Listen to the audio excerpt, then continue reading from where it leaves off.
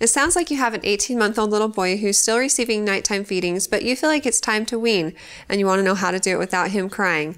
And I wish I had a good answer for you, one that would, be this magical solution to make it so that he doesn't cry or scream while you're weaning, but chances are he will at least cry a little bit, because the only way that babies and small toddlers have to express their displeasure is through crying and whining. And so you're probably going to hear some of that.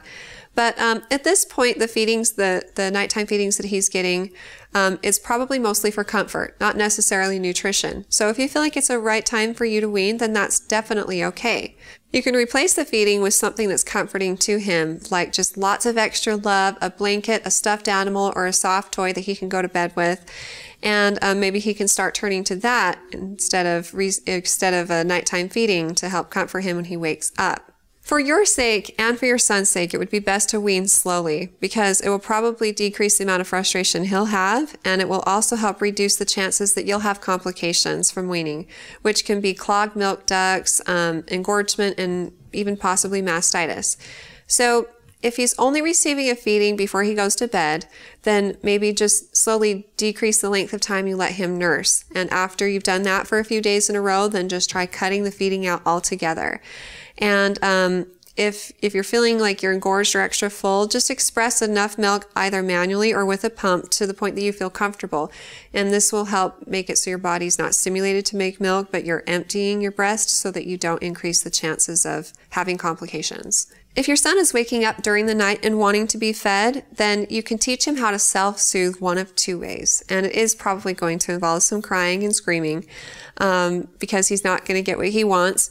But the most effective thing is actually to let him cry it out. And if he's just crying because he wants comfort or a feeding and there's no underlying medical conditions that would be a concern, then you can just let him cry.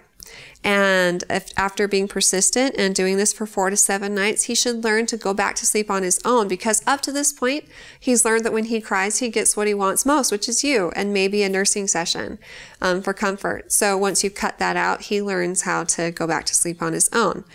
If this sounds a little bit harsh or too hard to do, which a lot of parents feel like it's difficult to not respond to their baby's cries, then you can just try a more graduated approach where you go in and check on him and just gently touch his tummy or his head and reassure him that you're there, but resist any and all urges to pick him up, talk to him, make eye contact, turn the lights on, play with him. Just gently touch his tummy and turn around and walk right back out of the room. And chances are he's going to continue to cry, so just slowly increase the amount of time that you wait before you go in and check on him again.